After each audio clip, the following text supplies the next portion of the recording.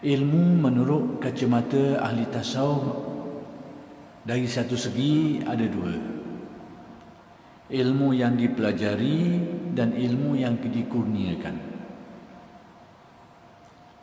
Ada dua bentuk ilmu dari satu segi. Pembahagian yang dibuat oleh ulama. Ini menurut kacamata ahli tasawuf. Kacamata dari sudut ulama-ulama lain mungkin tak terimalah benda ni, tapi dari segi tasawuf mereka menyatakan ilmu tu ada dua bentuk. Satu yang dipelajari, diperolehi dengan cara dia belajar. Yang kedua diperolehi dengan cara dikurniakan. Ilmu yang diperolehi dengan cara belajar itu adalah merupakan ilmu asas. Ilmu yang kita disuruh mempelajarinya.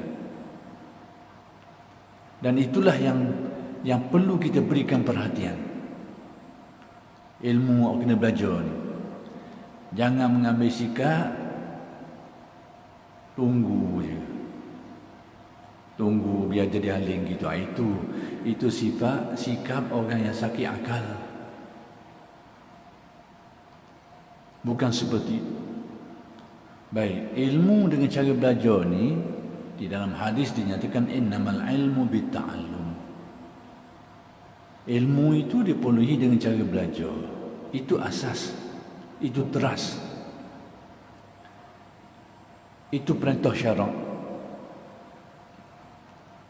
Talabul ilmi faridatun ala kulli muslimin. Ada tambahan dalam riwayat wa muslimah. Setengah riwayat sampai situ saja. Talabul ilmi, menuntut ilmu itu satu kewajipan. Jadi bahagian belajar ilmu ni kewajipan. Belajar ilmu-ilmu yang kita perlukan.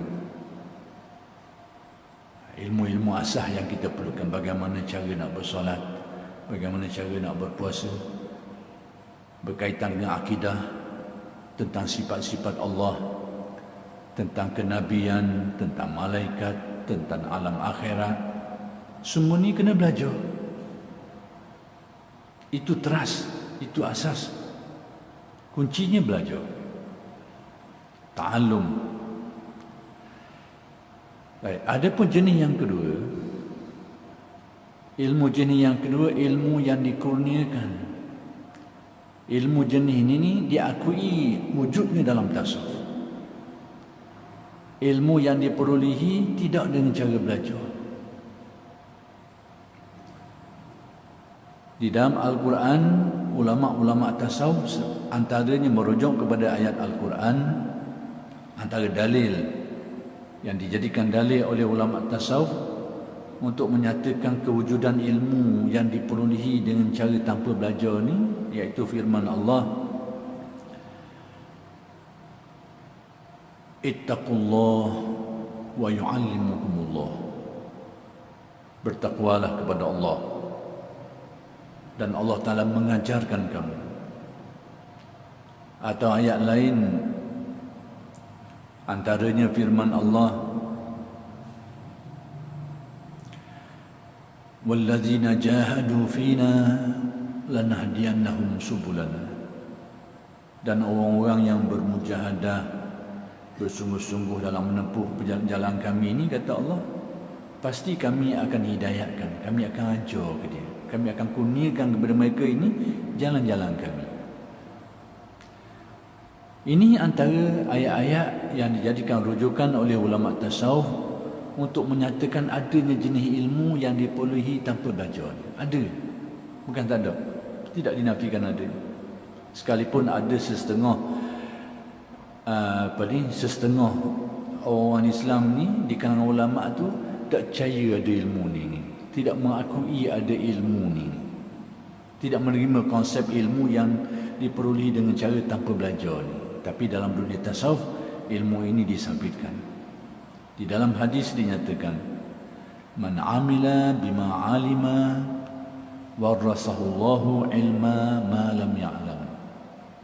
Sesiapa yang beramal dengan apa yang dia tahu, dia melaksanakan perintah-perintah yang dia belajar, yang dia tahu, amalan-amalan yang dia belajar dia laksanakan, Man amila bima alima, sesiapa yang beramal dengan apa yang dia tahu. Warasahullahu ilma ma lam ya'lam. Allah Ta'ala akan mewariskan kepadanya apa yang dia tidak tahu. Yang ini Allah Ta'ala akan ajar secara direct, secara langsung kepada dia apa yang dia tidak tahu. Jadi dalam di kalangan ulama-ulama tasawuf mengakui ada jenis ilmu yang kedua ni. Sekalipun menurut ulama-ulama syariat mereka tak terima ilmu ni ada. Mereka kata tak ada, ilmu ni belajar. Tak belajar tak ada. Tak apalah, nak bakar ke tak mau bakar. Yang penting bahawa alim ulama termasuk Al-Ghazali dan sebagainya mengakui ada ilmu ni, ilmu jenis yang kedua. Jadi ilmu yang kedua ni diberi nama dengan nama yang bermacam-macam. Ada yang menamakannya sebagai ilmu laduni. Apa arti laduni? Perkataan laduni itu dari sisiku, yakni dari sisi Allah.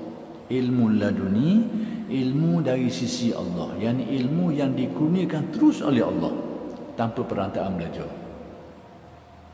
Yang dikurniakan.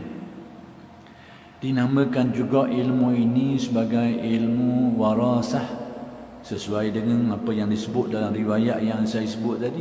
Warasahullahu ilma ma lam ya'lam. Allah Ta'ala akan mewariskan, memberi ke dia, mengurniakan kepadanya apa yang dia tidak tahu. Warasahu, daripada perkataan itu timbul warasah.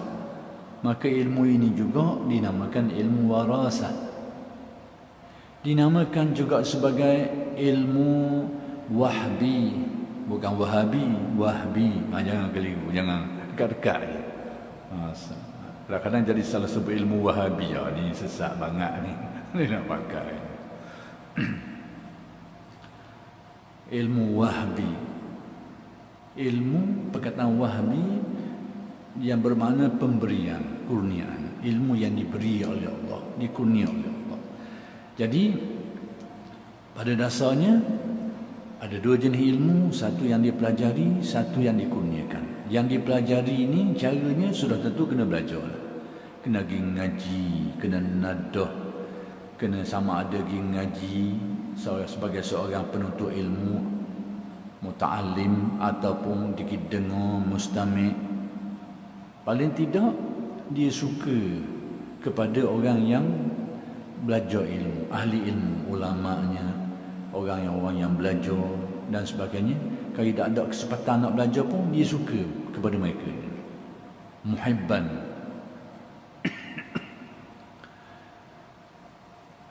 Lebih daripada itu, kosok, tak pakai. Sama ada jadi alim sebagai guru, ulama, atau muta'alim. Yang kedua jadi orang yang belajar, ataupun jadi mustami', mungkin tak mengaji, tak nadah, tapi dengar, dapat juga menurut kadar dia. Tak ada arah kau muhibban, nak pergi ngaji tak ada masa, ataupun tak erti nak mengaji, nak baca kitab pun tak erti, tak ada kemampuan, tak ada ruangan masa, kesibukan dan sebagainya. Tapi dalam hati tak muhibban, dia suka kepada ilmu, suka kepada alim ulama, suka kepada orang menuntut ilmu, suka kepada orang-orang yang mengaji dan sebagainya. Dia ada perasaan suka itu. Itu pun dapat. Yang kelima, Nabi kata fala takun khamisan. Jangan duduk yang kelima ni. Tak ada belaka alim pun tak, mengaji pun tak, mustami' mendengar pun tak, suka kepada ahli ilmu pun tak. Yang kelima ni tak tahu nak tak pun dia. Ni jangan. Kamu akan binasa, kamu akan rosak. Jadi ada ilmu ni, caranya belajar, dan cara belajar tu bermacam-macam. Yang kedua, ilmu yang dikurniakan, tapi bagaimana caranya? Maka caranya itu adalah beramal. Seperti yang disebut dalam hadis, man amila bima alima. Jadi kunci untuk mendapatkan ilmu kurniaan Allah ini adalah beramal saleh, beribadah, berzikir, muraqabah, menyucikan jiwa, riyadhah dan sebagainya. Maka dengan berkat amalan itu, bila dikehendaki oleh Allah, dikurniakan ilmu ini bagi sesiapa yang dikehendaki oleh Allah. Jadi kunci dia itu caranya beramal dengan ilmunya.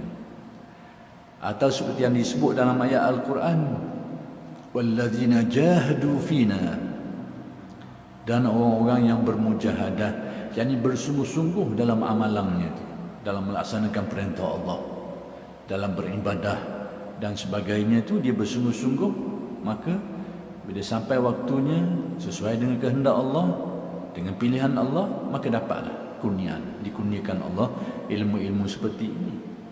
Baik.